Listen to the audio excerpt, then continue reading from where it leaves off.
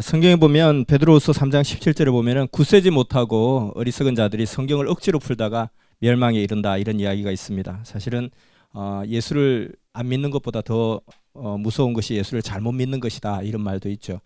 이 유대인들은 하나님을 너무너무 열심히 믿었기 때문에 예수님을 죽였습니다.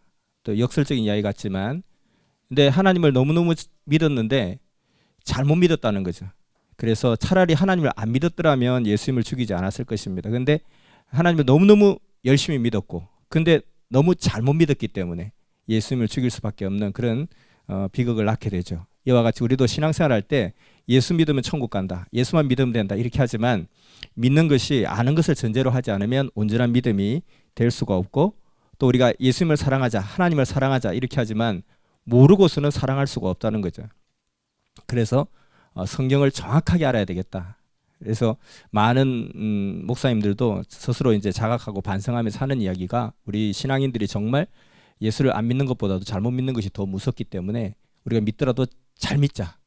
제대로 못 믿을 것 같으면 차라리 믿지 않는 게 차라리 더 낫다, 이렇게까지 이야기를 하거든요.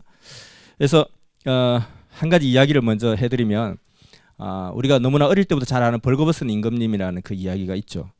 옛날에 어떤 왕이 세상에서 가장 아름다운 옷을 지어오라고 제단사에게 이야기합니다. 그 제단사가 훌륭한 옷이라고 옷을 가져왔어요. 근데 가져왔는데 그냥 맨손으로 온 거예요. 근데 옷이 어디 있냐 그러니까, 왕이요, 제가 가져온 최고의 옷을 드리겠습니다. 이 옷은 거짓말하는 사람에게는 보이지 않는 옷입니다, 라고 하니까 왕이 뜨끔한 거예요. 왜냐면 왕이 평소 때 거짓말을 많이 하거든요. 그러니까 내가 거짓말쟁이라는 게 들통나면 안 된다. 그래서 그렇구나, 역시 훌륭한 옷이구나, 이렇게 답변을 하게 됩니다. 그 신하들도 이제 불렀어요. 옷이 어떠냐? 이 옷은 거짓말쟁이한테는 보이지 않는 옷이다, 이렇게 하니까 신하들도 너무 멋지고 훌륭한 옷입니다, 이렇게 이야기하죠. 그러고 나서 한술 더 떠서 이 훌륭한 옷을 백성들에게도 보여주면 어떻겠습니까? 라고 하니까 왕이 이제 옷을 입어야 되죠. 옷이 없는데 옷이 보이는 척하면서 옷을 입어야 되니까 입던 옷을 벗어야 되겠죠. 옷을 훌러덩 다 벗고 옷을 막 입는 척합니다. 이렇게. 근데 왕은 분명히 알몸인데, 신하들이 볼 때도 알몸인데, 왕도 자기가 좋은 옷을 입은 것처럼, 신하도 좋은 옷을 입은 왕이 보이는 것처럼 그렇게 행세하고 거리를 나가요. 거리를 나가니까 많은 백성들도 와, 왕이 진짜 훌륭한 옷을 입었다, 다 그렇게 이야기하는 거예요. 왜냐하면 자기 눈에 안 보이지만, 안 보이면 거짓말쟁이게 탄로나니까 잘 보인다고 이야기해요. 근데 어느 순간에 어떤 아이가 나타나서 임금님 빨가벗었다, 이렇게 이야기하는 거죠.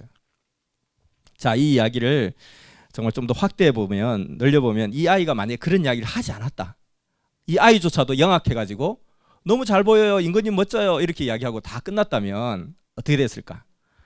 그 신하들은 그 이후에 그 옷의 아름다움을 서로 자기가 가장 잘 알아볼 수 있다고 서로 막 칭찬을 하기 시작할 겁니다.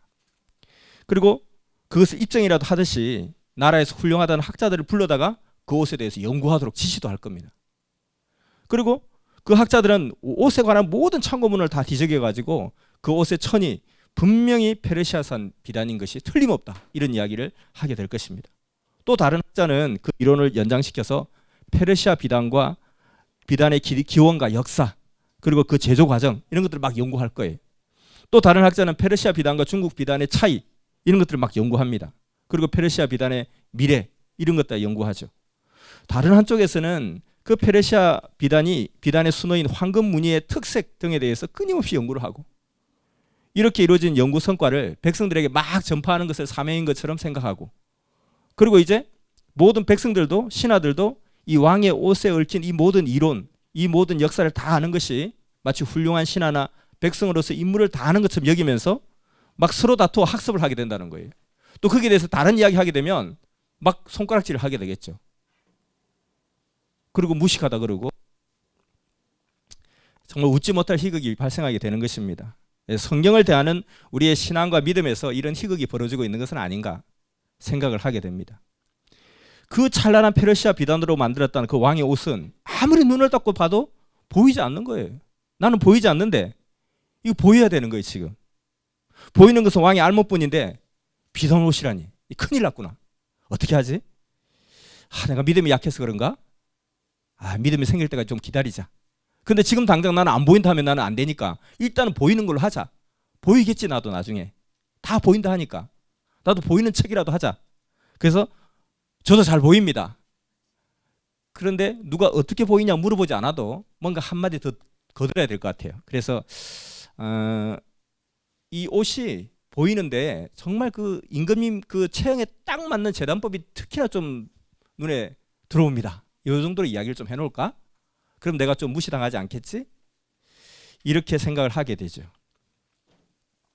학자들이 연구해 놓은 그 이론 체계를 그 교리라는 이름 아래서 마치 하늘에서 뚝 떨어진 진리나 되는 것처럼 그렇게 막 믿어야 되겠는데, 여겨야 되겠는데, 이거 대명천지에 도저히 양심적으로 그럴 수가 없는 거예요.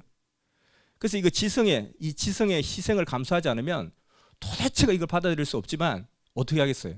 존재하려고 하니까, 왕따 되지 않아야 되니까, 그리고 자기 거짓말쟁이가 탄로나면 안 되니까. 그래서 그냥 믿는 척 하는 거죠. 좋은 게 좋은 거니까. 그래서 참자, 믿는 척 하자, 있다고 치자, 뭐 좋은 게 좋잖아, 이렇게 신앙생활을 하는 것은 아닐까. 우리의 신앙이, 성경을 대하는 우리의 자세가 이런 경우가 허다하게 많이 있다는 것을 우리는 성경을 배우면서 많이 느끼게 됩니다. 오늘은 그 중에 하나, 홍수 심판에 대한 이야기를 하게 됩니다.